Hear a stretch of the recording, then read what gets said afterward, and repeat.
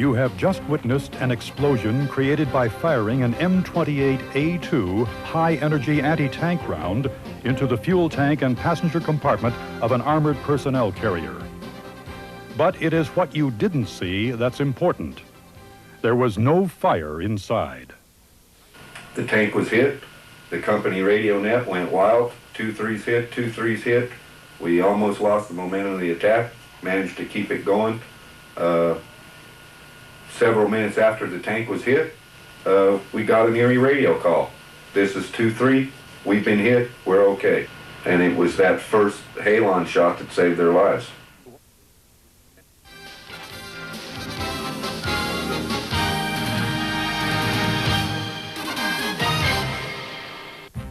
Since 1969, the U.S. Marine Corps and the Army have been testing and perfecting an automatic fire sensing and suppression system for the passenger and engine compartments of armored vehicles.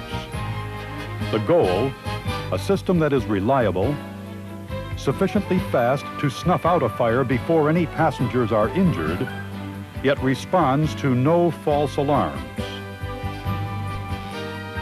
The test under which the system has been evaluated duplicates a dreaded combat situation. A personnel carrier is under attack.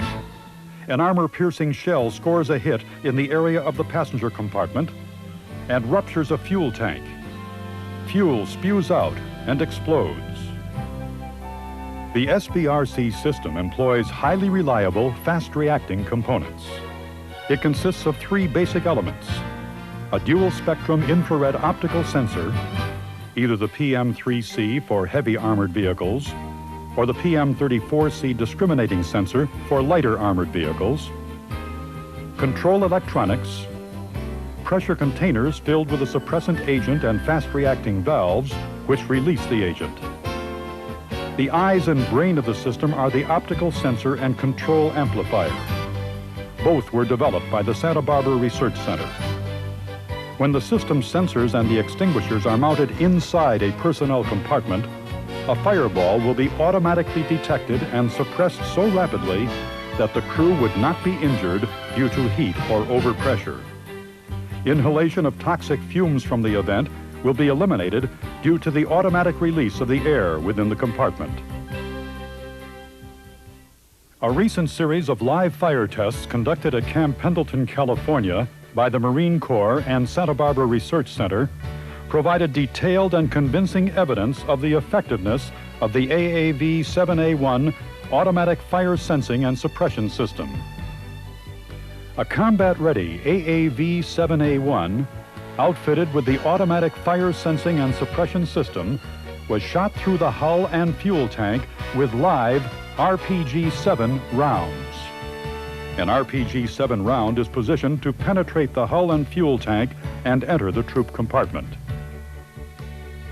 Here is test number 3 with one cargo hatch open and all crew hatches open. This test, number 4, was conducted with only the crew hatches open. Normally, attacks of this type would have resulted in a catastrophic hydrocarbon explosion, fatal injuries to personnel, and irreparable damage to the vehicle.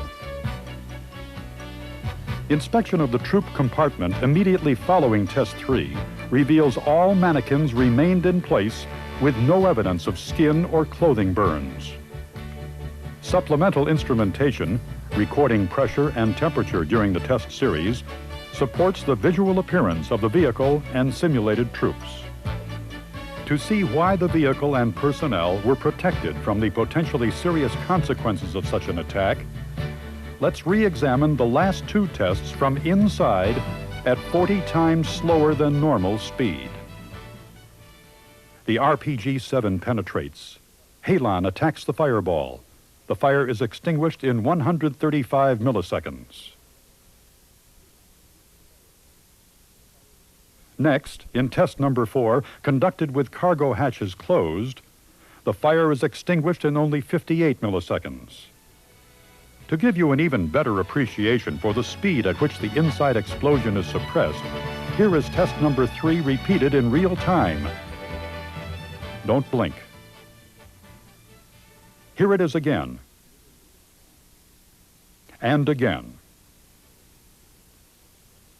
For the instant a fireball existed, not enough heat or pressure was generated to injure personnel or cause further damage to the vehicle. Besides having the speed and sensitivity to forestall explosions, the new sensor and control electronics solved the critical problem that has plagued all systems to date: false alarms. The optical fire sensor provided by Santa Barbara Research Center solves the problem of false alarms through dual spectrum operation. The suppression system has been thoroughly qualified by extensive field tests. It has been tested for several 100,000 miles in a wide range of environments. In these tests, the sensors have been installed in the engine and personnel compartments. Ambient operating temperature extremes have ranged from minus 70 degrees Fahrenheit to plus 340 degrees Fahrenheit.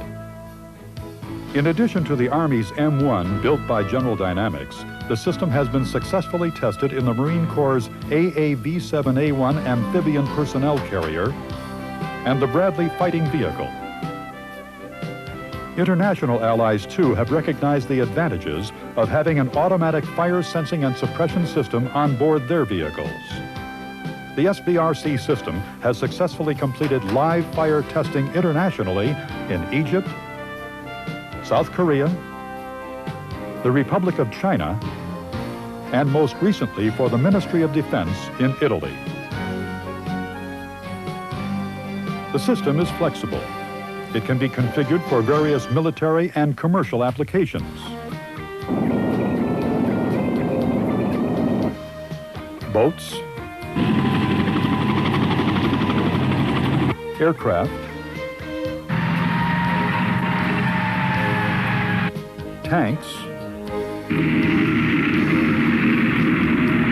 armored vehicles, and alternative fuel mass transit systems. In any confined area where there is the danger of a combustible fluid exploding, the explosion suppression system has a tremendous life-saving potential. Production orders for the dual spectrum system followed quickly on the heels of these thorough and successful tests. Currently, SBRC's automatic fire sensing and suppression system is in production on the M1A1 Abrams main battle tank and the M2 and M3 Bradley fighting vehicle for the U.S. Army, the AAV-7A1 family of assault amphibian vehicles for the U.S. Marine Corps, the LAV light armored vehicle built by General Motors of Canada, the M48A5 main battle tank for the Republic of China, the Korean K1 main battle tank, and the B-1 Centauro tank killer for the Italian Ministry of Defense. Also for Italy, the system will soon be produced for installation on the C-1 Ariete main battle tank, the VCC-80 armored infantry vehicle, the B-2 Puma armored car, and the SIDAM anti-air defense system. My tank company was engaged with the Talakana division of the Republican Guard Army of the Iraqi forces. We were making an objective sweep through a defensive position that the Iraqis had prepared. It looked pretty hasty. The reliability and performance of the automatic fire sensing and suppression system was put to the ultimate test when on February 23, 1991, U.S. forces began the ground phase of Operation Desert Storm. The Charlie Company commander and his crew were one of the tanks that survived a direct hit that penetrated the crew compartment, causing a fire. I remember a red flash when the impact occurred, a very louder than I've ever experienced, crushing, almost like a shocking effect sound of a cannon when the impact did actually strike. And then I remember another second flash of a white kind of a color in my eyes. I'm breathing, I would say it's the halon, and I'm breathing it, and I don't know how the gunner got out of the tank. That's what A ball of flames just kind of shot up through the turret, and then all of a sudden it went out. I don't know if it was the halon or not, because I've never seen halon actually go off, but it was like a white mist, and the fire instantly just went out. In all cases where the crew compartment of the M1 tank was penetrated, resulting in a hydrocarbon explosion, all the crew members survived the attack. None were seriously burned. None were seriously injured. I've bet my life on it.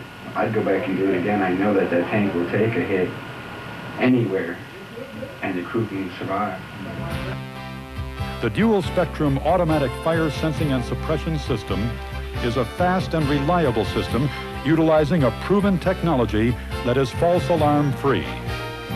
From testing to production to success during combat, the SBRC system is an effective force multiplier on the modern battlefield with a tremendous life-saving potential.